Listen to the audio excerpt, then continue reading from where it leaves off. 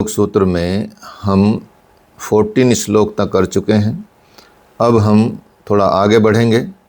यहाँ जो कैसे हमको अभ्यास करना है वो 14 श्लोक में बताया गया है कि किस तरह से अभ्यास करें। ठीक है, तो आपने पढ़ा है श्लोक ये, और इसमें सैतु दीर्घ काल निरंतर ये सत्कार स्वेतो दृढ़ भूमि, अर्थात अभ्यास हमें लंबे काल तक करना है, सत्कार के साथ, आदर के साथ, श्रद्धा के साथ, सांगोपांग उपाय या सांगोपांग पालन के साथ हमको अभ्यास करना है। तब हम दृढ़ भूमि मतलब उसमें योग में दृढ़ आस्था वाले हो सकते हैं।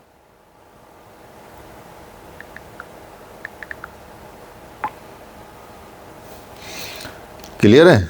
तो अब आगे बढ़ते हैं। अब वैराग्य का स्वरूप बताते हैं कि आपकी साधना इतने महीने और इतने साल में पूरी हो जाएगी, ये तो कहीं उल्लेख नहीं किया गया। तो अभ्यास करते रहना है। और दूसरी जो शर्त है कैसे चित्तवृत्तियों को निरोध हो, कैसे चंचल मन का रोका जाए, तो एक तो अभ्यास और वैराग्य जो दोनों ने बताया, भगवान कृष्ण ने बताया और महर्षि पतंजलि ने बताया। तो इसमें बताया गया है 15वें श्लोक में दृष्टानुश्रविक विषय वितृष्णस्य वशीकार संज्ञा वैराग्यम।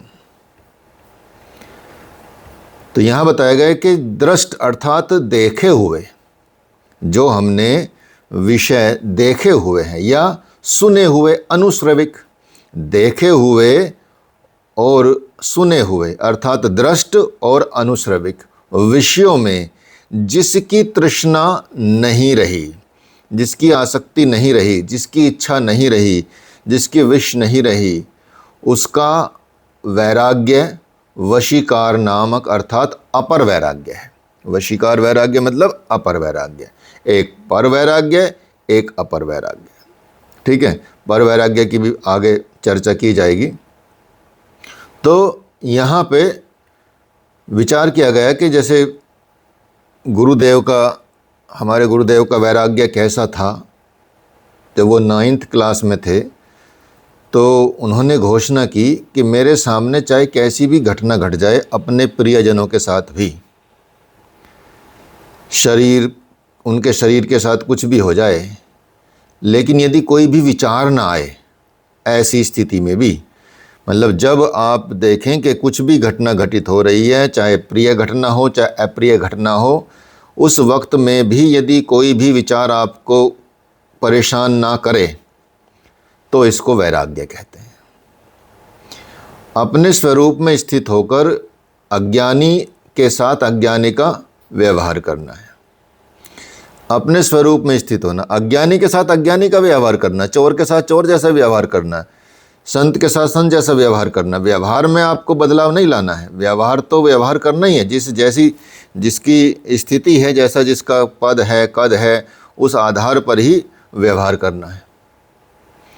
तो समझना ये है कि गुरुदेव के साथ ऐसा हुआ था कि जो उनके शरीर के पिता हैं, उन्होंने कहा कि तेरे हाथ पैर काट दूंगा तो तेरा भगवान क्या करेगा। गुरुदेव ने कहा कि ये तो आप जाने और आपका भगवान जाने। तो यहाँ समझने वाली बात है कि सद्गुरु के पास से लिया हुआ जो ज्ञान है वो बुद्धि से पकड़ में आता है, उसे बुद्धि से स्मरण करना चाहिए या स्मरण करना पड़ता है। शरीर की साधना का संबंध इससे बिल्कुल भी नहीं है। तो इसलिए आत्म स्वरूप में जब स्थित हो जाएं आप, उसके बाद आप नाटक या ड्रामा जैसी क्रिया करते हैं तो लोग पता ही नहीं चलेगा कि आप आत्मस्वरूप में स्थित हैं। इसलिए कई संत आत्मस्वरूप में स्थित होके बड़े नाटक करते हैं, बड़ा मतलब ड्रामा करते हैं कि नहीं तुम भागो यहाँ से, ये करो वो करो। ठीक है, लेकिन वो देखेंगे कि वो तो कंप्लीट आत्मस्वरूप में स्थित है। अब समझिए भारतीय परंपरा में कितना मतलब विदुषी महिलाएं हुई हैं, कितनी महान महिलाएं हुई हैं जिनको हम आदर्श बना सकते हैं। महिलाएं उनको आदर्श बना सकती हैं और उस लेवल पर पहुंच सकती हैं, क्योंकि युग सतयुग कभी समाप्त नहीं होता। त्रेता कभी समाप्त नहीं होता, द्वापर कभी समाप्त नहीं होता और कलयुग भी ऐसा ही रहे। तो इसलिए हर व्यक्ति के लिए इंडिविजुअल ये युग रहते ही हैं। ऐसा नहीं कि पहले ऐसा होता था, ऐसे संत होते तो अब नहीं हो सकता, अब भी हो सकते हैं, लेकिन सिद्धांतों का उसी तरह से पालन करना पड़ेगा जैसे पहले वो करते थे। तो भारतीय पुराणों में एक विदुषी महिला का नाम आता है, मदालसा नाम की एक माँ। उनकी कहानी है कि वो अपने पति के साथ रहकर भी, मतलब घर गृहस्थी में रहती थी, पति के साथ रहती थी, पति के साथ रहते रहते भी वो आत्म स्वरूप में स्थित रहती थी। और ऐसा नहीं कि वो गृहस्थ जीवन नहीं जीती थी, बच्चों को जन्म देती थी। बच्चों को जन्म देती थी तो उस वक्त में भी, जब उस समय गर्भावस्था में भी वो चिंतन करती रहती थी, मनन करती रहती थी, और गर्भ में ही बच्चों को ज्ञानी बना देती थी। गर्भावस्था में ही बच्चों को ज्ञानी बना देती थी। वो चिंतन करके, मनन करके, उनको प्रवचन करके, शास्त्रों का अध्ययन करके, और गर्भ के बाहर भी उनको फिर ज्ञान देती थी और बोलती थी, किम रोदसी किम खादसी, क्यों रोते हो, क्या तुम खाते पीते हो, सोते जागते हो।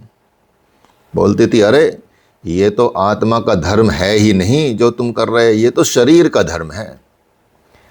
बोलती थी, नहीं नहीं नहीं नहीं, तुम्हारे जैसा आत्मा में ये शोभा नहीं देता, तुम शरीर में नहीं हो, न शरीर हो, और शरीर और ये संसार तुम्हारे में है।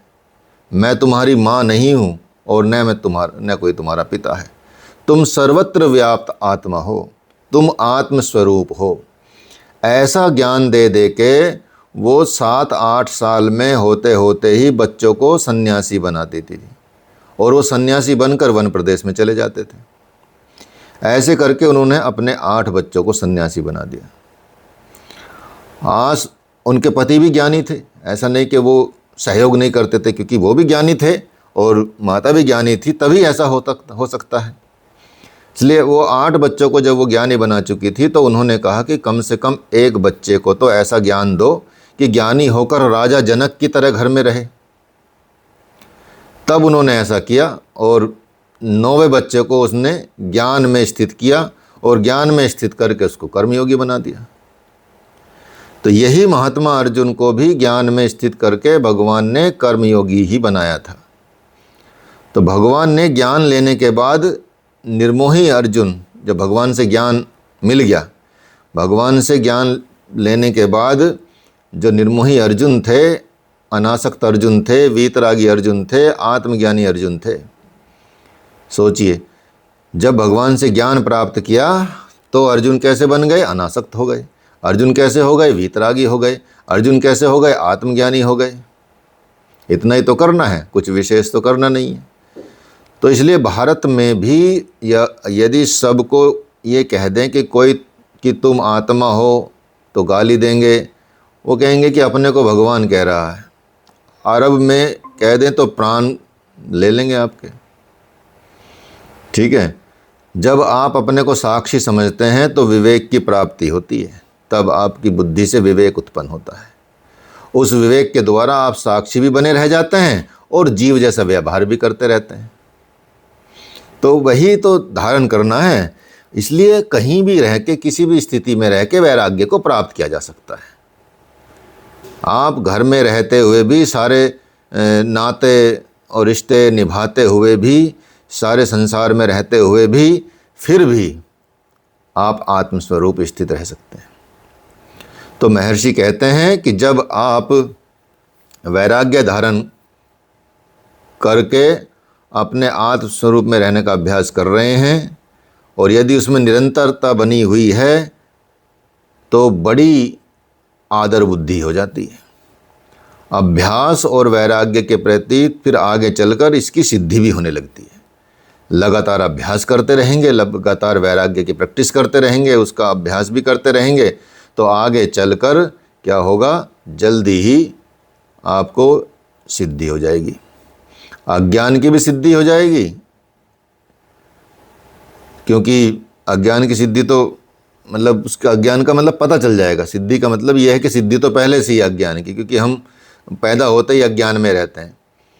अज्ञान की सिद्धि होती है बच्चे के पास, वो 6 महीने में पूरा अज्ञानी हो जाता है। सबको पता चल जाता है कि भाई, बच्चे को पता चल जाता है कि ये माँ बाप है, ये वो हैं, ये वो हैं, क्योंकि माता पिता उसे अज्ञान का उपदेश देने में लगातार लगे रहते हैं। मदरसा माँ की तरह तो रहते नहीं कोई भी। सब उसको रिश्तेदारी सिखा देते हैं, सब नाते गोते सिखा देते हैं, सब भय सिखा देते हैं, सब डर सिखा देते हैं, सब लालच सिखा देते हैं, सब कुछ सिखा देते हैं, अज्ञानी बना देते हैं। और भाई बंधु जो रहते हैं, जो रिश्तेदार रहते हैं, जो बिरादरी वाले लोग रहते हैं, उसको सब बता देते हैं, सजगता के साथ कहते रहते हैं, अरे तू तो ब्राह्मण है, तू ऐसा है, तू वैसा है, तेरा नाम ये है, ऐसा सब बोलते रहते हैं। तो 6 महीने में उसका अज्ञान सिद्ध हो जाता है। लेकिन जैसे ही वैसे ही जैसे वहाँ घर में अज्ञान सिद्ध होता है, यदि सद्गुरु के पास शिष्य आता है तो वो लगभग 6 महीने रहता है, और 6 महीने में सद्गुरु उसको ज्ञानी बना देता है। उसको मिटाना है सिर्फ सद्गुरु तो उसको जो अज्ञान हुआ है प्राप्त, उसको मिटा देते हैं। तो यदि शिष्य संपूर्णतः से समर्पित है तो उसको 6 महीने के बाद केवल प्रयोग करना है। तो इसलिए जो इस सूत्र में बताया गया है वो सब गीता जी के हैं।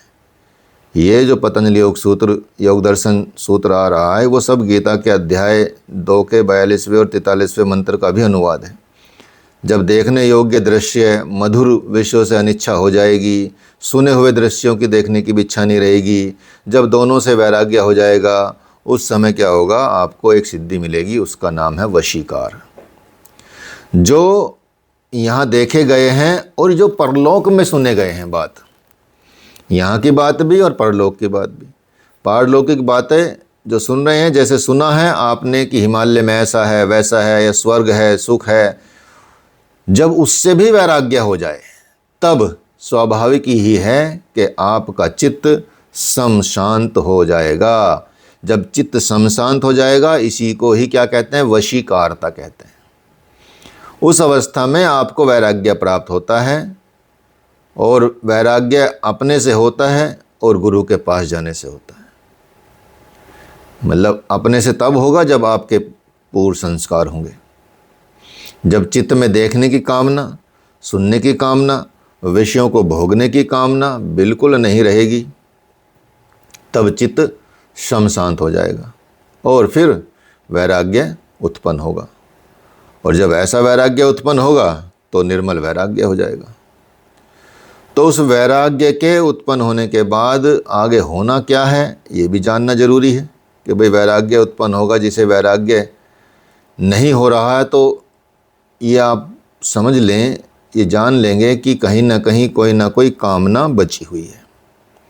अगर वैराग्य नहीं हो पा रहा है, या वैराग्य उत्पन्न हो गया और कंप्लीट वैराग्य नहीं हो पा रहा है, तो इसका मतलब कहीं ना कहीं कोई ना कोई कामना बची है, तभी कंप्लीट रूप से आपको वैराग्य प्राप्त नहीं हो जाता।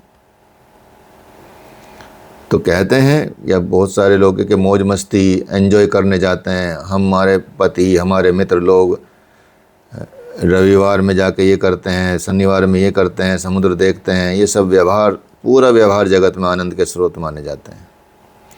और जब आपको ये मालूम हो जाएगा कि ये अमूल्य समय के बिताने की हम मूर्खता कर रहे हैं, तो उस मौज मस्ती एंजॉय से वैराग्य हो जाएगा। जब जानेंगे कि भीतर में जो दिखाई पड़ने वाला है वो अति दिव्य है, तब बाहर देखने की कामना समाप्त हो जाएगी।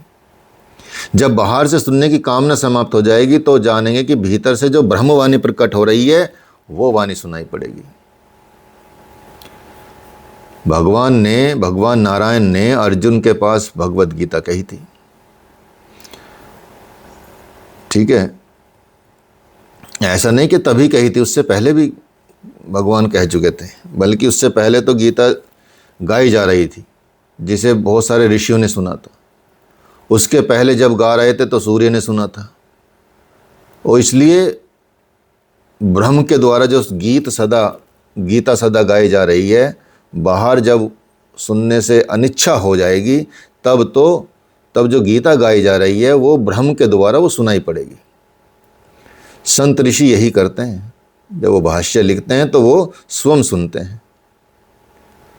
जैसे हमारे गुरुदेव भी हैं, हमारे गुरुदेव ने कभी संस्कृत नहीं पढ़ी। ऐसा है, संस्कृत पढ़ने के लिए संस्कृत नहीं पढ़ा था कि संस्कृत पढ़ी जाएगी, बल्कि छठी सातवीं कक्षा में पास होने के लिए संस्कृत पढ़ा था थोड़ा सा।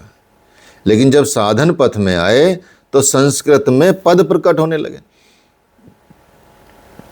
एक बार गुरुदेव नर्मदा जी के किनारे बैठे थे तो मध्य प्रदेश में, तो वहाँ अचानक ही गंगा जी की संस्कृत में आरती प्रकट हो गई, क्योंकि कोई अंदर से हृदय में गा रहा था संस्कृत में, और गुरुदेव ने वो लिखवा दिया। लिख रहे थे, वो भैरवी में गा रहा था, सुबह के समय था, और फिर मतलब प्रकट होने लगी।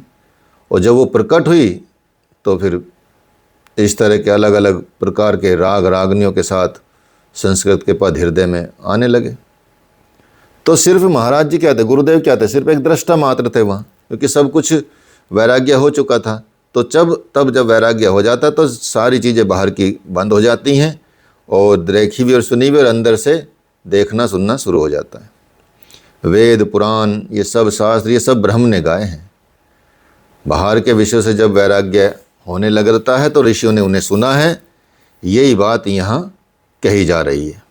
विलक्षण बात इसकी और क्या रहेगी, इसको भी समझाएंगे। तो यही आप समझ सकते हैं कि जो लोक और परलोक दोनों, लोक और परलोक के देखे और सुने विषयों में तृष्णा रहित चित्त की वशीकार नामक अवस्था क्या है, वैराग्य है। कहने का तात्पर्य यह है कि संसार में जो कुछ देखा सुना गया है इस धरती पर, यहाँ से लेके स्वर्ग तक के भोग में जो राग है हमारा कि भाई ये करेंगे तो स्वर्ग मिलेगा, ये करेंगे तो वो मिलेगा, उसमें भी आपको राग नहीं रहना, उसमें भी आपको लगाव नहीं रखना है। चाहे वो देखा हो आपने कोई चीज़ या सुनी हो कोई चीज़, चाहे वो आपको कितना भी आनंद देती है, उससे कोई तात्पर्य नहीं है, उससे कोई मतलब नहीं है। यहाँ से लेके स्वर्ग के भोगों में राग का त्याग वैराग्य कहा जाता है। और यही वैराग्य अभ्यास होने पर पुरुष को पता चल जाता है कि अब जिससे उसके पर वैराग्य की अवस्था आने लगती है। इसलिए कहते हैं अगले मंत्र में, अगले सूत्र में कहते हैं ऋषि महर्षि पतंजलि, तत्परम पुरुष ख्यातेर गुण वैतृष्णयम। अर्थात पुरुष अर्थात परम तत्व, परमात्मा के ज्ञान से, परम तत्व परमात्मा के ज्ञान से दृष्टा की स्वरूप में स्थिति हो जाती है। उस समय प्रकृति के गुणों में तृष्णा का हमेशा अभाव हो जाता है। जब प्रकृति के गुणों में भी अभाव हो जाए, प्रकृति के गुणों में तृष्णा का अभाव हो जाए, इच्छा का अभाव हो जाए, लगाव का अभाव हो जाए, आसक्त रहने का अभाव हो जाए, तो हम पर वैराग्य प्राप्त कर लेते हैं, अर्थात वैराग्य की पराकाष्ठा प्राप्त कर लेते हैं। तो यहाँ भगवान श्री कृष्ण कहते हैं कि रस वर्जम रसो यस्य परम दृष्टवा निवर्तते। इंद्रियों को विषयों से समेटने वालों का राग भी परम तत्व परमात्मा का साक्षात करके के निवृत्त हो जाता है। जो कोई व्यक्ति इंद्रियों को विषयों से समेट लेता है, अगर उसमें भी राग है तो उसके बाद भी क्या होता है, वो परम तत्व परमात्मा के साक्षात्कार जैसी होगा उसको, तो उससे भी निवृत्त हो जाता है। इससे श्रेष्ठ तो कुछ भी नहीं है। तो साधक तृष्णा भी करे तो किसकी करे। जिस पुरुष के ज्ञान से पर वैराग्य की उपलब्धि हो रही है, उसका स्वरूप क्या है, पूर्ण ज्ञान की पूर्व अवस्था का चित्रण कैसे किया जाए, इसके बारे में भी महर्षि बताते हैं। क्योंकि जब आप विवेक ख्याति या कह सकते हैं कि जो बात की गई है पर वैराग्य की और पर वैराग्य की, उसके बाद जब आगे बढ़ते हैं तो कहते हैं पूर्ण वैराग्य जो हुआ है, पूर्ण वैराग्य के पूर्व से पहले उसकी अवस्था क्या है, उसकी अवस्था पे बड़ा ध्यान देने की आवश्यकता है आपको। ये आवश्यकता इसलिए आ जाती है क्योंकि आप बार बार विषयों में भटकते हैं, बार बार विषयों में भटकते हैं। तो विवेक ख्याति के द्वारा आपको गुणों से तृष्णा रहित हो जाना पड़ेगा, तभी वो वैराग्य प्राप्त होगा। क्योंकि पहले मंत्र में आपने समझा, पहले मंत्र में समझा मतलब 15वें मंत्र में समझा आपने कि देखने और सुनने से वैराग्य हो जाए। जब आप बाहर के देखने और सुनने से वैराग्य हो जाएगा, आपको बाहर की वस्तुओं से अनिच्छा हो जाएगी, तो चित्त शांत हो जाएगा। तब फिर सामान्य वैराग्य प्रकट होता है और उस वैराग्य से आप गुरु के पास चले जाएंगे। उस वैराग्य का काम है सद्गुरु की खोज कराना। वो वैराग्य आपको सद्गुरु की खोज करा देगा, सद्गुरु के पास ले आएगा। अब इस सूत्र का मतलब क्या है जो अभी बताया आपको? जब सद्गुरु आपको ज्ञान देगा अज्ञान का, अर्थात तीनों गुणों के ही कर्तापन की बात कहेगा कि जो 3 गुण हैं वही कर रहे हैं, तो तीनों गुणों से प्राप्त होने वाले विषय से आपको वैराग्य हो जाएगा। सत रज तम, इनसे होने वाले विषयों से आपको वैराग्य हो जाएगा और आप पहचान लेंगे कि तीनों गुणों से परे मैं आनंद और शांति रूप हूँ।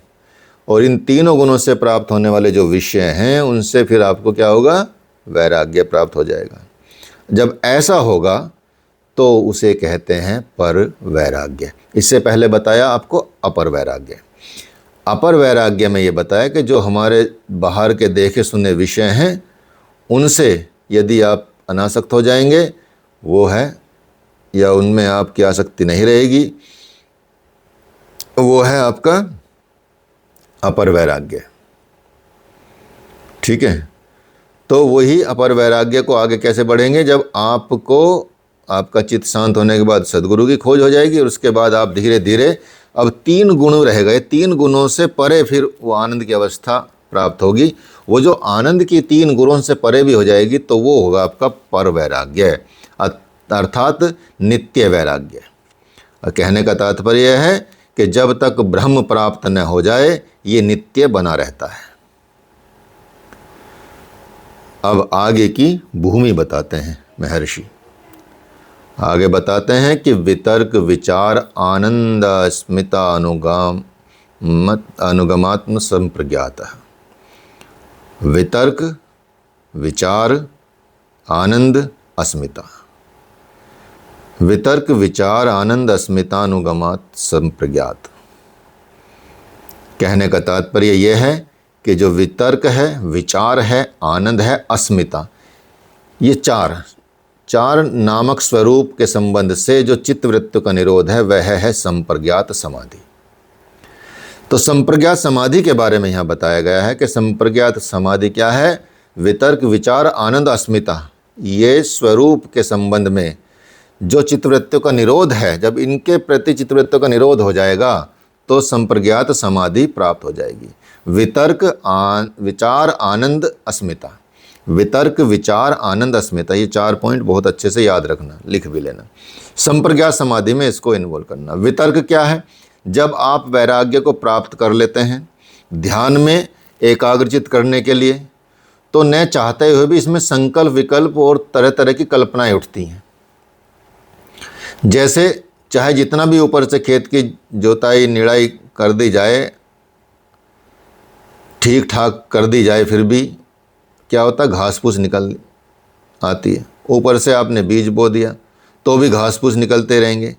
वैसे ही चित्त में आपके वशीभूत, जब वैसे ही चित्त जब आपके वशीभूत हो गया है तो भी ये कहानी होगी कि कल्पनाएं और उठती हैं, तब उस पर चिंतन करने का अवसर प्राप्त होता है।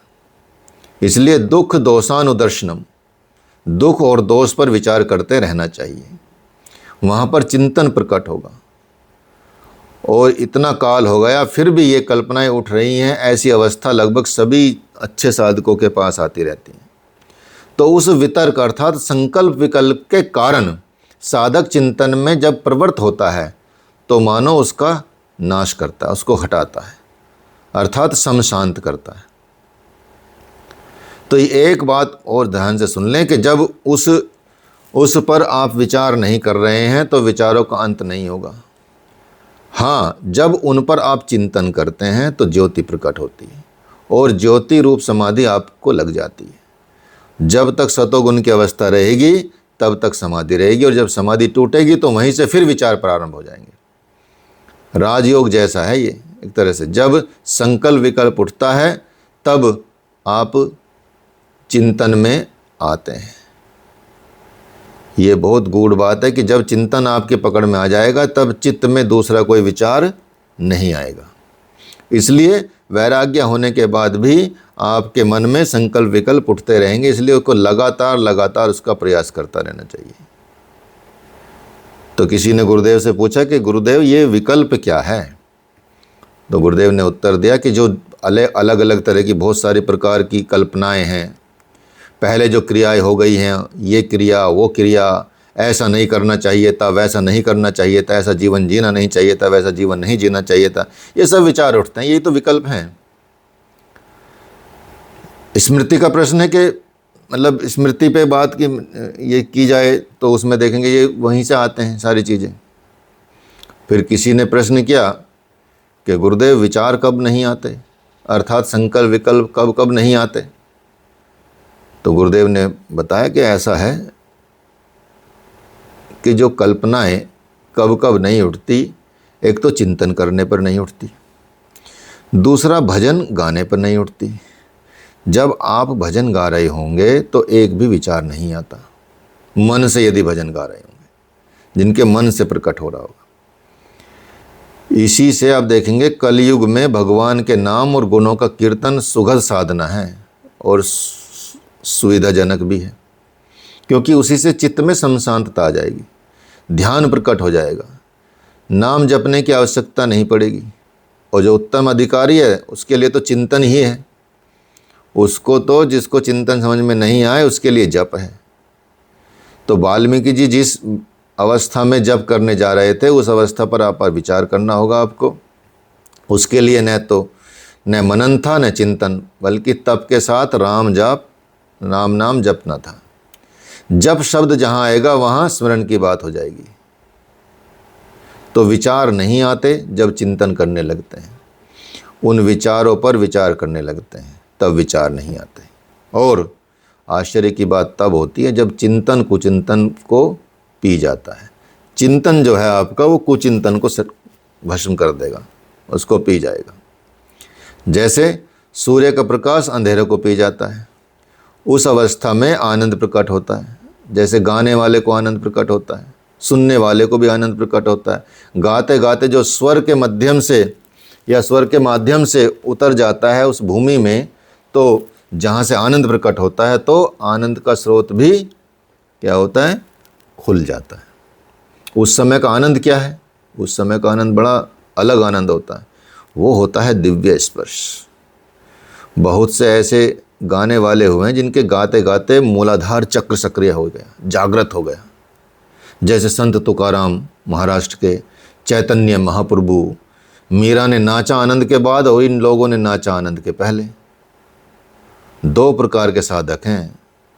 अब यदि सच पूछा जाए तो ये देखो कि उस आनंद से भी जब वह अनासक्त होगा, उसी को पूरा नहीं मान लेगा, तो अस्मिता दूसरी चीज़, अर्थात मैं शरीर नहीं हूँ, यह अनुभूति होगी। मैं हूँ की अनुभूति होगी, किंतु मैं शरीर हूँ की अनुभूति नहीं होगी। अब वहाँ पर पुरुष रहेगा और आनंद रहेगा। और अब यदि उसी आनंद में आनंद न मनाए, उसी को सर्वस्व न समझे, तब वो पुरुष उससे उदासीन होगा। क्योंकि ये नियम है अध्यात्म के अंतर्गत। जब साधक उस आनंद की भूमि तक पहुंचता है तो उसकी इच्छा शक्ति सक्रिय हो जाती है, संकल्प रूप हो जाती है। और यदि उस आनंद को वो चाहता रहेगा तो वह आनंद ही आता रहेगा। जैसे समाधि के क्रम में जब ध्यान में समाधि लगती है और यदि वो उस समाधि को चाहता है तो वो समाधि आ जाती है। जैसे संकल्प से नींद आती है लोगों को, वैसे ही संकल्प से समाधि आती है। इसीलिए महर्षि पतंजलि यहाँ सावधान कर रहे हैं कि धीरे धीरे आगे बढ़ रहे हैं, जिससे साधक इस तत्व को समझता जाए।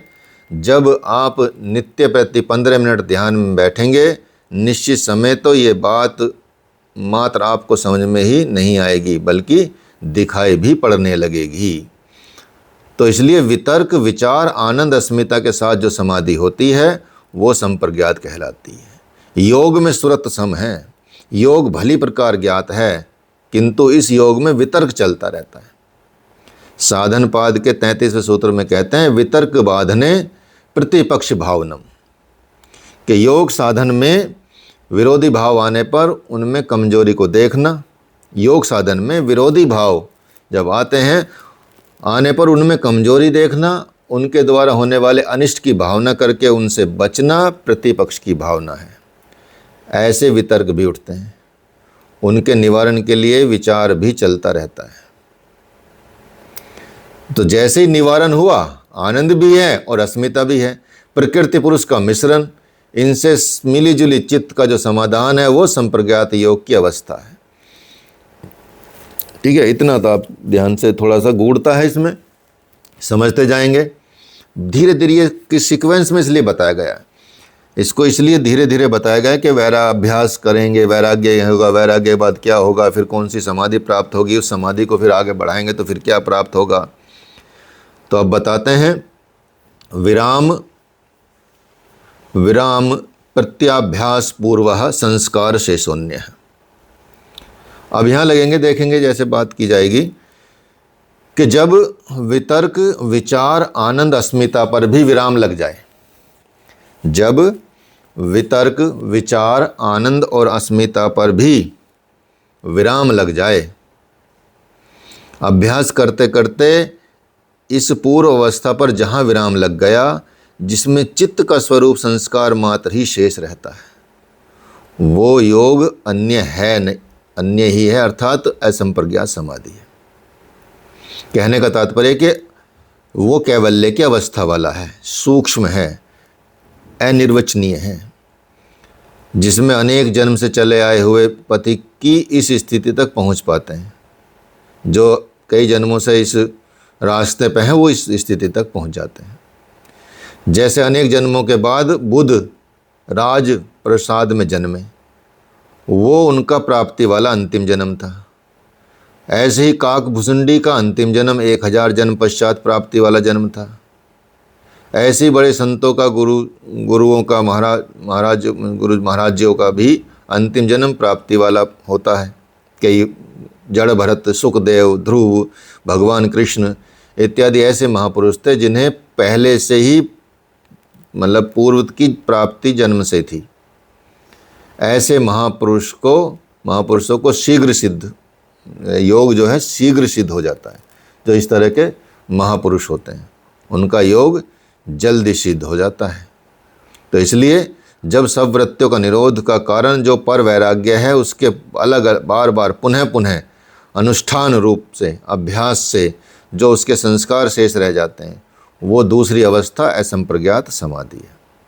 इस सूत्र में महर्षि ने बड़ी गूढ़ बात कही है जो सभी साधकों को समझनी चाहिए और समझने योग्य भी है। क्या है कि जब चित्त समशांत हो जाता है और निर्मल वैराग्य प्रकट हो जाता है तो वहाँ शेष क्या रहता है? संस्कार रहता है, परंतु वह अपने पास विशेष बाधा नहीं पहुंचाता। संस्कार तो रहता लेकिन विशेष बाधा नहीं पहुंचाता। उस अवस्था में विचार नाभि से उठकर मानस पटल तक आते हैं और वे लौट जाते हैं, वापस चले जाते हैं। तो किसी ने प्रश्न किया गुरुदेव से कि हृदय जो एक चक्र है वो विचारों को दबा देता है या अलग है? तो गुरुदेव ने बोला कि हृदय उस समय स्पंदनशील हो जाता है। हृदय विचारों को क्यों दबाएगा? गुरुदेव बताते हैं कि अभी इसी बात को गुरुदेव बता रहे हैं कि जब पुरुष को वैराग्य हो जाता है, चित्त समशांत हो जाता है, तब असंप्रज्ञात समाधि कहलाती है। जब चित्त समशांत हो जाएगा तो असंप्रज्ञात समाधि हो जाएगी। जब स्मृति और आनंद शेष रहेंगे तो उसे संप्रज्ञात समाधि कहते हैं। जब कुछ चीज़ शेष रहती है तो वो संप्रज्ञात समाधि रहती है, जिसमें स्मृति, आनंद और जैसी चीज़ें रहती हैं वितर्क विचार इस तरह की चीज़ें रहती हैं, तब तक वो संप्रज्ञात समाधि रहेगी। लेकिन जैसे ही चित्त कंप्लीटली शांत होगा तो वो किधर की तरफ टर्न कर जाएगा? असंप्रज्ञात समाधि की तरफ टर्न कर जाएगा। समाधि, क्योंकि वो आनंद सतोगुण का है, इसलिए सतोगुणी समाधि हुई। यद्यपि वहाँ पे हूँ या का जो भान है, जो सतोगुणी आनंद के साथ है, वो वहाँ रहता है। लेकिन विषयों से जब पुरुष के मन का योग होता है, उस समय जो आनंद आता है तो वो विषय स्पर्श कहलाता है। जब विषयों के साथ, जब पुरुष के मन में जो योग होता है विषयों से, तो वो जो आनंद होता है वो विषय स्पर्श कहलाता है। और जब पुरुष का सतोगुण प्रकाश से, दिव्य आनंद से उसका निकट संबंध होता है तो उसको दिव्य स्पर्श कहा जाता है। इसलिए पुरुष और आनंद दो चीज़ हो जाती हैं। जब पुरुष उस आनंद को अपना नहीं मानता तो उसे कहते हैं संप्रज्ञात समाधि। आनंद में भी आनंद नहीं लेना, उससे भी अनासक्त हो जाना, उसको भी छोड़ देना, संप्रज्ञात समाधि है। क्योंकि पुरुष है और दूसरा भी है, दो चीज़ें हैं। दूसरी बात कि पुरुष तो एकमात्र आनंद स्वरूप ही है, खुद में सच्चिदानंद स्वरूप है ही, तो बाहर से आनंद की आवश्यकता क्या है? लेकिन यहाँ पर दिव्य स्पर्श अलग से प्राप्त हो रहा है, दिव्य आनंद अलग से आ रहा है, उसी को संप्रज्ञात समाधि कहते हैं। और वैसे ही जैसे जब साधक ध्यान में बैठता है तो एक ऐसी अवस्था आती है कि आनंद प्रकट होता है और जगत का जो आभास है पूरे जगत का, वो समाप्त हो जाता है। तो वो आनंद ज्योति के साथ होगा। ये दो तरह की चीज़ें देखेंगे आप। बड़ी विलक्षण बात है कि उससे पहले सभी शरीर के साथ रहते हैं, नींद के साथ रहते हैं, स्वप्न के साथ रहते हैं, विचारों के साथ रहते हैं, किंतु वहाँ पर आनंद ही उसका वस्त्र होता है। और वो उस आनंद की अवस्था में रहकर देखेगा कि मैं अलग हूँ, आनंद अलग है। उस अवस्था को संप्रज्ञात कहते हैं। और जब उससे अनासक्त होगा, उस अवस्था से भी अनासक्त होगा, तो वो असंप्रज्ञात समाधि की तरफ चलेगा। इसलिए महर्षि पतंजलि इसको इस क्रम में बता रहे हैं कि आप उस क्रम को समझ जाएं और उस क्रम को समझ के आपको योग को धारण करना है, योग में उतरना है, समाधि की तरफ चलना है। और समाधि के स्तर में क्या क्या चीज़ें आएंगी, कैसे कैसे आप उसको बढ़ेंगे, तो आप उसको प्राप्त करते जाएंगे। तो वही जब ये भी खत्म हो जाए, वो वाला बीज भी, आनंद वाला बीज भी खत्म हो जाए, तो वो असंप्रज्ञात समाधि होगी। हाँ जी, बोलो, क्या बोल रहे हो? सर, ये जो असंप्रज्ञात समाधि सिद्ध जो होती है असंप्रज्ञात में होती है। संप्रज्ञात में चित्त में जो मेमोरी रह जाती है ना, मेमोरी, भान रहता है कि मैं और आनंद है, मैं और मुझे अच्छा लग रहा है, ठीक है। ये जैसे किसी चीज़ में आपको बहुत आनंद आता है तो आप भूल भी जाते हैं अपने आप को भी, लेकिन वो आनंद के प्रति आसक्ति हो जाती है आपकी, तो वहाँ तक आसक्ति रहेगी। लेकिन जब उस आनंद से भी अनासक्त हो जाएंगे आप, तो असंप्रज्ञात हो जाएगा, मतलब समाधि सिद्ध असंप्रज्ञात में हो जाएगा। हाँ, तो है तो वो भी समाधि, संप्रज्ञात भी समाधि ही है, लेकिन उस समाधि में कुछ बीज शेष हैं, कुछ चीज़ें शेष हैं, समझ गए। और जब उससे भी अनासक्त हो जाएंगे आप, उसकी भी प्रैक्टिस करनी पड़ेगी, क्योंकि पहले ही बता दिया, अभ्यास और वैराग्य। अभ्यास और वैराग्य लगातार आपको मतलब ध्यान में रखना ही है, उसको अपने अंतर्मन में रखना है कि भाई हमको किस किस से अनासक्त होना है, किस किस से वैराग्य प्राप्त करना है। अभी सारी चीज़ें बता दी हैं वैराग्य की भी, कौन कौन सी हैं, तो वीडियो देख लेना जिन्होंने लेट ज्वाइन किया है। तो महर्षि पतंजलि कहते हैं कि जब आनंद का परित्याग करेगा साधक, तो भी फिर संस्कार शेष रहेगा। ऐसा नहीं कि तो भी मतलब एकदम से खत्म हो जाएगा, फिर भी यदि जो चित्त उस आनंद में विलीन हो गया है, लेकिन किंतु संस्कार शेष है, यही एक विलक्षण बात होती है। उस अवस्था को जो प्राप्त होगा और उसी को पता चलेगा कि वो स्थिति कैसी है, दूसरे को पता नहीं चलेगा। इस अवस्था को संप्रज्ञात असंप्रज्ञात समाधि कहते हैं। इसके बाद फिर और आप इसको डिफाइन कर सकते हैं ऐसे सबीज और निर्बीज, इस तरह से इसको डिफाइन कर सकते हैं। सबीज समाधि,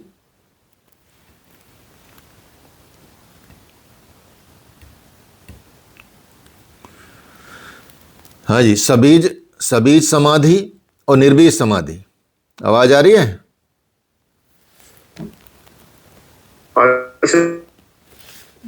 आ रही है? ठीक है। तो संप्रज्ञात असंप्रज्ञात को आप समझ सकते हैं। सबीज जो समाधि है, अर्थात जिसमें बीज शेष रहता है, वो संप्रज्ञात समाधि हो गई, और निर्बीज समाधि असंप्रज्ञात समाधि।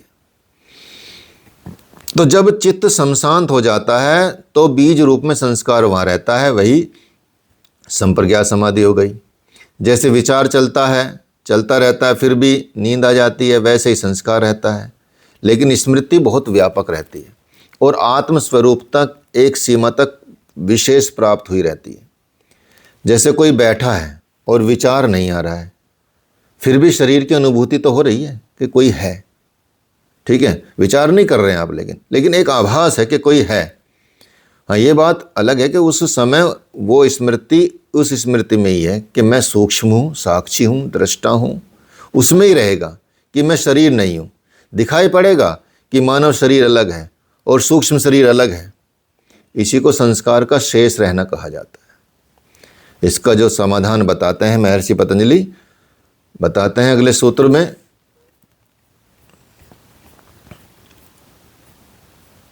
उन्नीसवां सूत्र आप देखेंगे।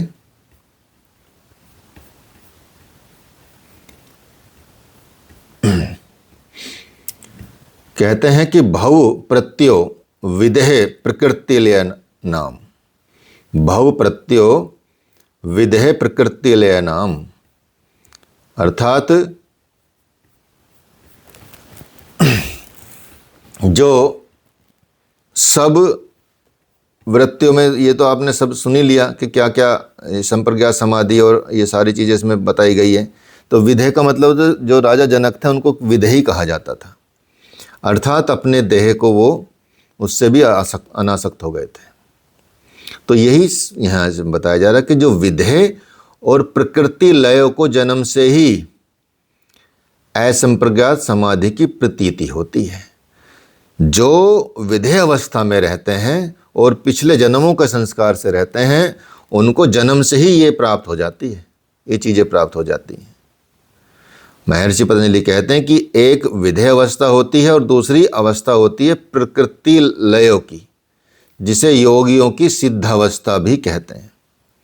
देह तो है, शरीर तो है, फिर भी जो देह है, देह स्पष्ट ही अलग अनुभूत हो रहा है, इसे विदेह कहते हैं। देह है लेकिन वो अलग से उसकी अनुभूति हो रही है। हम तो क्या है कि हम अपने आप को देह ही मानते हैं, शरीर ही मानते हैं। हर चीज़ हमको अपने शरीर से इफेक्टेड फील होती है। चाहे कोई कुछ बोले तो हमको अपने को लगे कि मुझे बोल रहा है, चाहे किसी को कुछ मतलब प्रशंसा करे, या चाहे कोई मान करे, अपमान करे, सम्मान करे, कुछ भी, वो सब आपके ऊपर ही चलता रहता है। तो आप उसमें इतने लिप्त रहते हैं कि आप अपने को देह से अलग कर नहीं पाते। लेकिन जो विदेही होते हैं, विदेही लोग जैसे राजा जनक थे, वो संसार में रहते हुए भी, राजा रहते हुए भी, सब कुछ करते हुए भी, लेकिन अपने शरीर से आसक्त नहीं थे। तो देह तो है, फिर भी देह स्पष्ट ही जब अलग अनुभूत हो जाए तो उसे विदेह कहते हैं कि ये शरीर अलग है, मैं अलग। जैसे हमारे गुरुदेव ही हैं खुद ही, ठीक है, वो कभी भी ये नहीं बोलते कि मैं ये कर रहा था, वो कर रहा था, तो बोलते हैं कि महाराज ये कर रहा था। तो कई बार तो ऐसा लगता है किसी और की बात कर रहे हैं, तो वास्तव में किसी और की बात करते हैं, अर्थात शरीर की बात करते हैं, वो खुद की बात नहीं कर रहे हैं। तो ऐसे कई संत देखने को मिलेंगे आपको जो अपने शरीर को बोलते हैं कि भाई शरीर को भूख लगी है, शरीर को खाना दो, शरीर को प्यास लगी है, जरा जल दो, शरीर को नींद आई है तो जरा बिस्तर लगाओ, शरीर को आइए, मुझे नहीं। तो जब आप ऐसा अभ्यास करेंगे जीवन में तो आपको लगेगा कि यार हाँ, ये तो चीज़ अलग है, तो विदेह हो जाएंगे, वो जल्दी सिद्धि हो जाएगी आपको। तो संत के अलावा दो प्रकार के सिद्ध पाए जाते हैं यहाँ पर, एक को विदेह कहते हैं और दूसरे को सिद्ध कहते हैं, जो साधना के क्रम में यहाँ पर है। जैसे कुछ लोग विदेशों से भी आते हैं और बहुत मतलब विदेशों से लोग आने वाले चक्रों पे बड़ा ध्यान देते हैं, तो कई बार वो चक्रों को विलीन करना चाहते हैं, मतलब चक्रों पे बड़ा मतलब कई क्लासेज भी चलती हैं यहाँ पे।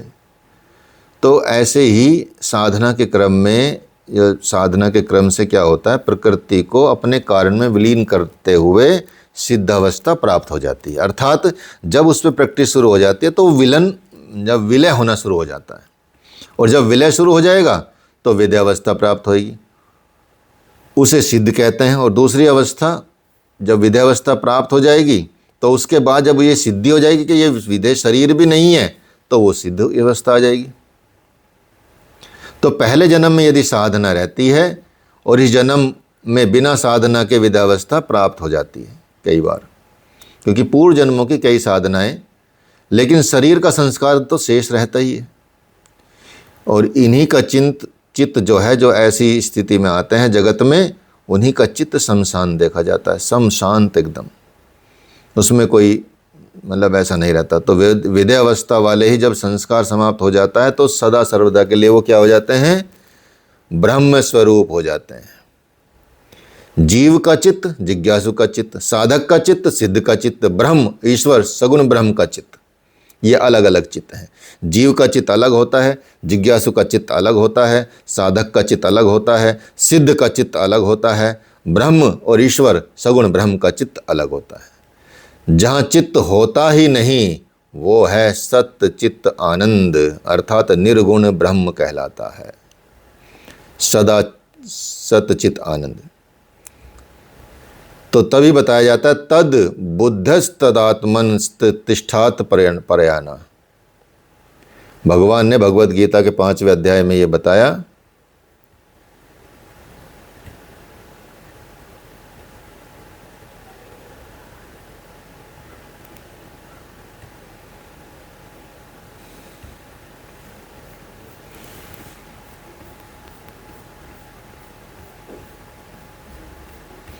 इंटरनेट चला गया था, करते हैं।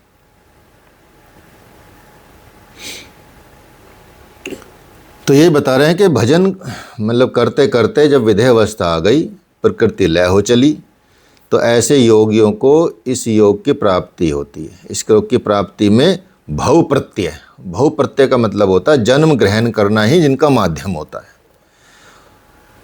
भजन का विशेष सहयोग नहीं रहता उसमें। जैसे सुखदेव हो गए, ठीक है, और श्री कृष्ण हो गए, ध्रुव हो गए, ऐसे लोग, इन्होंने जन्म लिया और जन्मते ही इन्हें के सामने सिद्धियां भली प्रकार से प्रकट हो गई, कार्य करने लगी और इनका भजन पूर्ण हो चुका। अब वो पूर्णता की प्राप्ति को में इसका जन्म लेना ही माध्यम होता है। यदि आपने पहले जन्मों में उतना तप कर लिया, उतना उस रास्ते पे चल चुके, तो समझो उस रास्ते पे चल के आपको वो प्राप्त हो चुका है। अब बस आपका जन्म लेना ही माध्यम बचा है, कुछ नहीं बता। ध्रुव ने पूछा भगवान से कि भगवान, सुना है साधक करोड़ों करोड़ों वर्ष यत्न करते हैं तब आप दर्शन देते हैं, और हमें आप अत्यंत अल्प साधन में ही मिल गए, जल्दी जल्दी मिल गए। ऐसी अनुकंपा क्यों की भगवान आपने? तो भगवान ने कहा कि वत्स, तुम कई जन्मों से भजन करते आए हो, कई जन्मों से तप करते आए हो, कई जन्मों से योग करते आए हो। ये देखो, इस पहाड़ को देखो, ये हड्डियों के पहाड़ को देखो, ये ढेर को देखो, ये सब तुम्हारी ही हड्डियां हैं। यही चट्टान पर तुमने भजन किया, इसी स्थान पर शरीर समाप्त हुआ, और ये जो वर्तमान जन्म है तुम्हारा, ये जन्म तुम्हारा प्राप्ति वाला जन्म है। और प्राप्ति में सिर्फ कितने महीने रह गए थे शेष? सिर्फ 6 महीने रह गए थे, और 6 महीने रह गए थे, जिसको तुमने पूर्ण कर लिया है। अब तुमने अचल पद प्राप्त कर लिया है। तो कितनी सुंदर बात है कि हम जब योग की साधना में जाते हैं, जप में जाते हैं, भजन में जाते हैं, वो व्यर्थ नहीं जाता, वो आपको आगे ही बढ़ाता है। हर जन्म में आपको आगे बढ़ाएगा, ये निश्चित है। ये बड़े बड़े संतों ऋषियों के साथ देखा गया है। नहीं तो ऐसा कैसे हो जाएगा कोई 5 साल में भी मतलब भगवान के लिए इतना वो हो जाता है, कोई बूढ़ापे में मरने तक भी नहीं उसको भगवान का सहयोग मिल पाता या भगवान की तरफ नहीं बढ़ पाता है। ऐसा होता है ना कई बार। तो आप देखेंगे अलग अलग स्तर पे अलग अलग संतों के दर्शन मिलेंगे आपको। कोई एकदम इतना भक्त बन जाएगा बचपन से ही, और किसी में हजारों साल में भी नहीं आता। तो यही बताते हैं कि ये मतलब पूर्व जन्मों का जितना भी रहता है वो जुड़ता चला जाता है आपका। इसलिए व्यर्थ नहीं जाएगा आपका योग। आप चाहे इसमें 1 कदम चलें, 100 कदम चलें, आपका योग कभी भी, आपका भजन, आपका जप कभी भी भगवान व्यर्थ नहीं जाने देते। सिर्फ यही एकमात्र चीज़ है जो आपको आगे बढ़ाएगी। आप कितनी भी धन दौलत संसार कितना भी कमा ले, वो कुछ नहीं वापस साथ जाएगा आपके। तो महाभारत में एक कहानी आती है कि भगवान श्री कृष्ण पिछले 10 जन्मों से लगातार चिंतन परायण थे। वे उन जन्मों में विष्णु, वामन, नारायण ऐसे रूपों में अवतार भी कहलाए, लेकिन अपूर्ण थे। तो भगवान राजन, इस जन्म में ये परम ब्रह्म परमात्मा के रूप में आपके साथ हैं, विजय आपकी होगी। ऐसा हमको किसने बताया? देवऋषि नारद जी ने बताया। अब 10वें अध्याय में पढ़ेंगे, ठीक है, घोषणा की है। तो युधिष्ठिर को सांत्वना प्रदान करते हुए अर्जुन ने ऐसा कहा कि वस्तुतः भगवान जन्म के साथ ही उसकी अलौकिक विभूतियां प्रदर्शित होने लगी थी। तो जो जन्म के साथ ही दिखने लगती हैं, भजन बस थोड़ा ही अल्पकाल का ही शेष था। जैसी अल्पकाल का जैसी खत्म होता है, उसका टाइम पूरा होता है, वैसी उसको चीज़ें मिल जाती हैं, वो ईश्वर स्वरूप हो जाते हैं। तो इसलिए आप देखेंगे कि यदि मान लिया आप उस स्तर पर हैं और आपने कहीं ऐसी जगह पे जो सिद्ध जगहें होती हैं, जैसे बद्रीनाथ हो गए, वहाँ पे मान लिया ध्यान अवस्था में हुए और ऐसे कर करते आपने काफ़ी मतलब ध्यान किया, भजन किया, योग किया, साधना की, इस तरह से, तो उससे आपको क्या प्राप्ति होगी? क्योंकि जब आपका पूर्व जन्मों का संग रहता है तो तब आप भव प्रत्यय कहलाएंगे, जैसे भगवान कृष्ण कहलाए। भव माने शरीर, और इनकी पूर्णता प्राप्ति में जन्म लेना ही माध्यम है, साधन नहीं। उनको हम भव प्रत्यय कहते हैं, जिनका जन्म लेना ही सिर्फ माध्यम होता है। शरीर का जन्म होगा और वो उनको प्राप्ति हो जाएगी पूर्णत्व की, उसी को भव प्रत्यय कहा जाता है। बहिर्कल्पिता वृत्तिर महाविदेहा ततः प्रकाश वर्णाक्षय। बाहर देखी सुनी हुई वस्तु में जब आप कल्पना रहित उस वृत्ति का सीधा प्रवाह जब चलता हो, तो ये महाविदेह अवस्था होती है। जब ये जागृत होती है, इसके जागृत होते ही आपको ज्योतिर्मय दृष्टा आत्मा और तुम्हारे बीच का आवरण दोनों शांत हो जाता है। और इस स्थिति वाले साधक का शरीर यदि छूट भी जाए, ऐसी स्थिति में तो सिर्फ जन्म लेना ही उसकी पूर्णता का माध्यम है। बस उतना ही संस्कार शेष बचा कि बस जन्म लेना है, जन्म लेते ही उसको पूर्णता प्राप्त हो जाएगी। उसकी प्राप्ति में भव प्रत्यय, पुनः जन्म लेना ही माध्यम होता है, वही है भव प्रत्यय, न कि साधना। साधना तो उसकी पूरी हो चुकी पहले ही।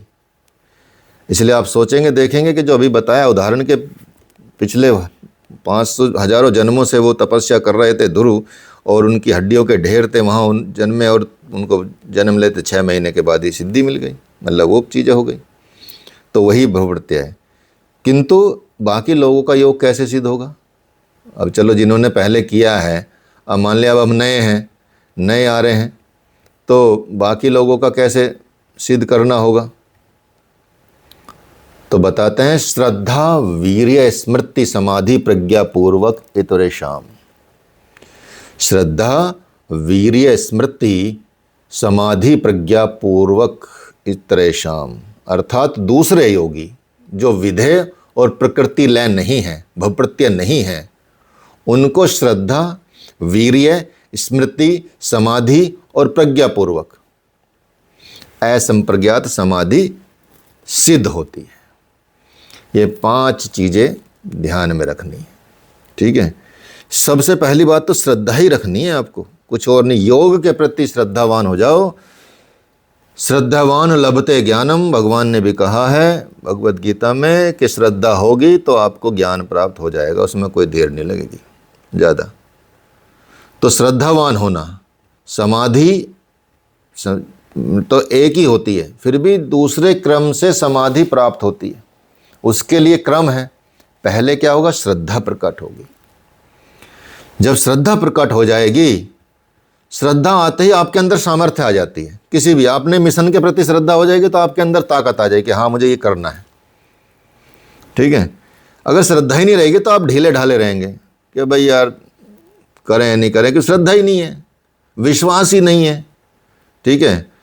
अपने ऊपर संशय रहता है, डाउटफुल ही रहते हैं कि हो पाएगा नहीं हो पाएगा। भाई श्रद्धा नहीं है आपकी तो नहीं होगा, सिंपल सी बात है। जिसकी जिसमें श्रद्धा उसमें उसकी शक्ति भी है, यही है वीर्य। तो जैसे ही आपकी श्रद्धा प्रकट होगी वैसे ही आपके अंदर सामर्थ्य आ जाएगी। श्रद्धा और सामर्थ्य के प्रकट होने पर स्मृति प्राप्त होगी, योग की स्मृति प्राप्त होगी। तीसरी चीज आ जाएगी आपके अंदर।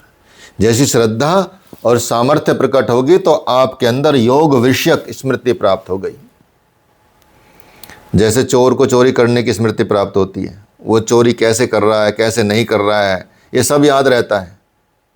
वैसे ही साधक जो श्रद्धावान है और जो सामर्थ्य से संपन्न है उसको एक ऐसी स्मृति प्राप्त होगी कि गुरु से सुना है अध्यात्म तत्व सदा याद रहेगा, और उसको याद रहता कि भाई मुझे बताया, अर्थात अनुभूति हो रही है उसको ध्यान में, वो नित्य उसकी स्मृति में रहेगी हमेशा।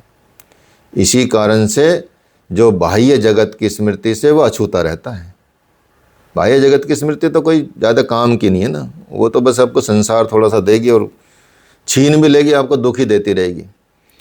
फिर मतलब जैसे कि स्थिति बताइए, ऐसा नहीं कि आप बाह्य जगत में, क्योंकि ऊपर बताया जैसे मदालसा माँ का बताया, मदालसा माँ का तो क्या इतना बढ़िया एग्जाम्पल आपको दे कि वो संसार में रही, पति के साथ रही, ठीक है, गृहस्थ आश्रम में रही, बच्चे भी पैदा किए, 8 बच्चे वो गर्भ में सन्यासी बना दिए उन्होंने। सोचिए, गर्भ में ही उन्होंने दीक्षा दे दी, गर्भ में ही उन्होंने वो किया, और फिर गर्भ से बाहर आके फिर उनको फिर दीक्षा दी। तो 8 साल होते होते सारे मतलब बेटे जो पुत्र थे सन्यासी बन गए इतने बड़े, वो सारा उन्होंने उसको वहीं ज्ञान दिया। तो वो रही संसार में, पति के साथ भी रही, सब कुछ किया उन्होंने जीवन में सारी, लेकिन रही आत्मस्वरूप। और क्योंकि पति ने भी साथ दिया, वो भी ज्ञानी थे, तो फिर अंतिम पुत्र को बोला कि इनको चलो इनको थोड़ा राजा जनक की तरह तो घर में रहने के लिए बता, तो फिर कर्मयोग दिया उन्होंने, फिर उसको कर्मयोग दिया, कर्मयोगी बनाया, जैसे भगवान ने अर्जुन को कर्मयोगी बनाया। तो वो नित्य स्मृति में रहता है। तो फिर जब ऐसा रहने लगे तो ऐसा सदा रहने से उसका मन सदा केंद्रित रहता है साधक का।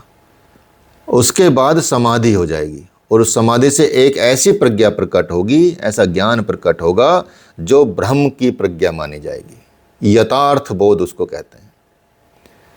तो जीव के पास बुद्धि रहती है और साक्षी आत्मा के पास विवेक अर्थात प्रज्ञा रहती है। जीव के पास तो अपनी बुद्धि रहती है, बुद्धि से चलता है, और साक्षी आत्मा के पास विवेक अर्थात विवेक का वो स्तर जो प्रज्ञा कहलाता है। तो इस क्रम से जो समाधि को प्राप्त होगा या दिखाई पड़ता है सब कुछ, वो प्रज्ञा में सब कुछ दिखाई पड़ेगा आपको, वो सदा समाधिस्थ कहा जाएगा, उसी को सहज समाधि कहते हैं। तो इसलिए वैराग्य कहाँ से प्रकट होता, वैसे ही इस सूत्र में भी बताया गया है कि श्रद्धा को दिखाया गया है। श्रद्धा प्रकट होगी, आपने अपने आप को प्राप्त करने के लिए इतनी श्रद्धा हो जाएगी अपने को प्राप्त करने के लिए कि दिव्य सामर्थ्य आ जाएगा आपके अंदर।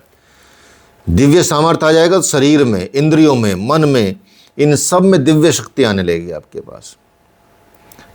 जैसे एक व्यक्ति थे, एक किसी के पति थे जो गुरुदेव के पास, गुरुदेव के भक्त थे, वो घर में गए, पत्नी लेटी हुई थी, उसने कहा कि हाय थक गई हूँ, नौकरानी से पानी मांग लो, चाय पी लो, मैं तो नहीं दे पाऊँगी। तो गुरुदेव दूसरे कमरे में थे, तो उस पति ने आकर गुरुदेव से पूछा कि महाराज जी कि ये चलो एक नाटक दिखाते हैं। गुरुदेव ने बोला बाबा को, आत्मानंद बाबा को, कि चलो एक नाटक दिखाते हैं।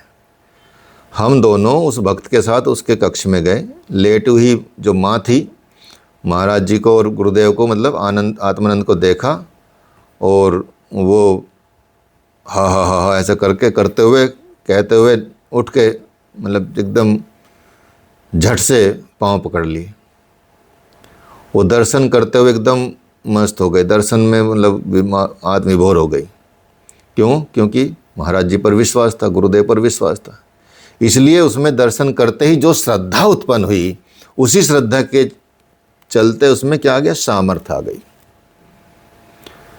तो तुरंत ऐसी जब हम किसी के प्रति श्रद्धा होती है, किसी के प्रति सम्मान होता है, किसी के प्रति समर्पण होता है, तो हमारे अंदर शक्ति भी आ जाती है। तब शक्ति नहीं आई तो सिर्फ मतलब तुरंत वो सारे काम करने लगी।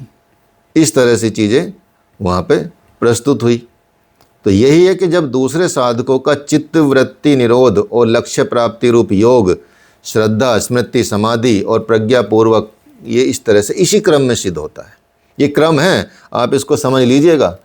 अगर आप सीधा समाधि की तरफ भागने लगोगे या सीधा ज्ञान प्राप्त करने की कोशिश करोगे तो नहीं होगा। योग में श्रद्धा सबसे पहले है, गुरु में श्रद्धा, शास्त्रों में श्रद्धा, आसनों में श्रद्धा, प्राणायाम में श्रद्धा, षटकर्मों में श्रद्धा, कहाँ नहीं दिखाना, ध्यान में श्रद्धा। जब वहाँ श्रद्धा प्रकट होगी तो उसके करने की शक्ति भी आपके अंदर होगी। तो पहले तो ईश्वर पथ में श्रद्धा आवश्यक है। भगवान श्री कृष्ण कहते हैं कि बिना श्रद्धा के होया हुआ हवन, दिया हुआ दान, किया हुआ कर्म सब व्यर्थ चला जाता है। यदि श्रद्धा नहीं है और वैसी कर रहे हो तो बिल्कुल ना करें, इससे बढ़िया तो श्रद्धावान लभते ज्ञानम तत्परः संयतेन्द्रियः ज्ञानम लब्ध्वा परा शांतिम चिरेधान गच्छति। अर्जुन, श्रद्धावान संयतेन्द्रिय, जिनकी इंद्रिय संयम है, और तत्परायण पुरुष उस ज्ञान को प्राप्त होता है जिसे प्राप्त करने के बाद कुछ भी पाना शेष नहीं रहता। ईश्वर पथ में श्रद्धा भाव बहुत जरूरी है। श्रद्धा के बिना भगवान से कुछ मिलता ही नहीं है, समझ लेना बात। सब व्यर्थ चला जाता है। इसलिए इस पथ में श्रद्धा अनिवार्य है। महर्षि पतंजलि ने आपको ये मतलब कह सकते हैं कि दुनिया का सबसे बड़ा खजाना दिया है, ये मान लीजिए। विश्व का सबसे, इसको तो जीवन में वैसे भी उतार लोगे ना, चलो योग में भी नहीं उतर रहे ना आप, तो इनके सिद्धांतों को जीवन में आगे तो और भी बहुत अच्छी अच्छी चीज़ें आएंगी। सोचिए, मैं तो कभी मोटिवेशनल लेक्चर लेता था यूपीएससी के बच्चों, क्योंकि पढ़ता तो पहले ही था इसको भी मैं पहले से भी। तो उन मोटिवेशनल लेक्चर्स में मेरा एक वीडियो पड़ा भी है शायद इस पर किसी दूसरे इंस्टीट्यूट में, ठीक है। तो उसमें मैंने यही इनके श्लोक बोले हैं कई, महर्षि पतंजलि के। मतलब मोटिवेशन के लिए भी कितनी बहुत मतलब इसमें दिया गया। तो अगर आदमी सिर्फ अपने जीवन के लिए भी करना चाहे तो वो भी फिर अमृत तुल्य बन जाता है आपके लिए। बाकी ये उसके लिए नहीं है तो ये भगवान प्राप्ति के लिए। तो यही बता रहे हैं कि श्रद्धा के बिना भगवान से कुछ मिलता ही नहीं है, सब व्यर्थ चला जाता है। इसलिए इस पथ में, इस रास्ते में, इस राह में, योग की राह में श्रद्धा अनिवार्य है, वो भी केवल ईश्वर के प्रति। ये सब ईश्वर के स्वरूप, योग सारा ईश्वर के स्वरूप ही है। ईश्वर के स्वरूप की चर्चा महर्षि इसी चैप्टर के 24वें सूत्र में भी करेंगे। और इस पथ में दूसरी आवश्यकता मन की दृढ़ता की है। साधक को शौर्य के साथ, हिम्मत के साथ कमर कसकर साधना में लगना चाहिए। ऐसा ना हो कि थोड़ा कष्ट मिलते ही पीछे हट जाएं, अरे यार भाई नींद आ रही है, ये हो रहा है, थोड़ा कमर में दर्द हो गया है, बैठा ही नहीं जाता मुझसे, तो मुझे तो भूख ही बहुत लगती है, या मैं तो कर ही नहीं पाता हूँ, ये सारी चीज़ें तो वो फिर श्रद्धा ही नहीं है। श्रद्धा होगे तो किसी के लिए कुछ भी कर सकते हैं आप। फिर आपका आप नहीं रहेंगे, फिर आप गए। अगर श्रद्धा नहीं है तो समर्पण नहीं। ऐसी आज के संबंधों में श्रद्धा कहाँ है, इसलिए समर्पण नहीं है। वहाँ जोड़ के देख लो तो कितना संसार ही सुधर जाए। तो जब आप जिसके लिए हो, जिसके साथ हो, जिसकी जीवन में हो, जिसके उसके लिए संपूर्णता से यदि श्रद्धा के साथ हो, तो आपके अंदर हर चीज़ की क्षमता आ जाएगी करने की। ध्रुव, प्रहलाद, मीरा की तरह टेक लगा के ध्यान का विधान है। साधक को लक्ष्य हमेशा ध्यान रहना चाहिए, सदैव सचेत अवस्था में रहना चाहिए। खाते पीते उठते बैठते बस योग ही दिख रहा है। खाते हुए भी योग दिख रहा है कि कौन से आसन में बैठ के खा रहा हूँ, क्या दिख रहा है उसके अंदर, क्या भोजन की प्राप्ति में मुझे क्या गुण मिल रहे हैं, ध्यान रहना चाहिए। किस स्वाद का, अलग अलग स्वाद को डिफाइन कीजिए। सब्जी में, खाने में आप देखेंगे अलग अलग तत्व होते हैं, उन अलग अलग तत्वों को यदि आप आंख बंद करके धीरे धीरे उसको मेल्ट करेंगे मुंह में, तो आपको अलग अलग फ्रेग्रेंस, अलग अलग स्वाद पता चलेंगे। तो उतना उतरना, खाते पीते उठते बैठते प्रत्येक क्रियाकलाप के साथ आपका सुरत माइंड जो है, उसकी जो एक्टिविटी है लक्ष्य पर टिकी रहे। सुरत जिव्य के स्वाद या इंद्रिय के भोगों में रस न लेने लगे। इसलिए ईश्वरीय संदेशों को, निर्देशों को पकड़ने वाली बुद्धि जो होती है वो है प्रज्ञा। कि जब आपको ईश्वर के संकेत मिलने लगे कि भाई ये सही है, यहाँ है, इंट्यूशन जिसको बोलते हैं ना आप, और वो दृढ़ता से यदि आ जाए, मतलब इंट्यूशन तो एक तो अचानक होती है कि भाई ठीक है ये आभास हो रहा है, लेकिन वो तो एक अचानक होती है क्योंकि वो तो है आपके अंदर तत्व है, इसलिए आ जाता है। लेकिन जब आप उस रास्ते पे बढ़ते हैं, उसको पकड़ के चलते हैं सिद्धांतों को, तो वो बुद्धि जो आपकी एकदम संदेशों को पकड़ने लगेगी, आपका जो फ्रिक्वेंसी है वो मैच करने लगेगी भगवान की उससे, तो तब आपको निर्देश प्राप्त होंगे, ईश्वरीय संदेश प्राप्त होंगे। उसी बुद्धि को प्रज्ञा कहा जाता है। प्रज्ञा पूर्वक क्रम क्रम से ये योग सिद्ध होता है। इसलिए पूर्ण श्रद्धा, पूर्ण पराक्रम, पूर्ण स्मृति के साथ रहने वाले साधक के बहुत सारे स्तर हैं।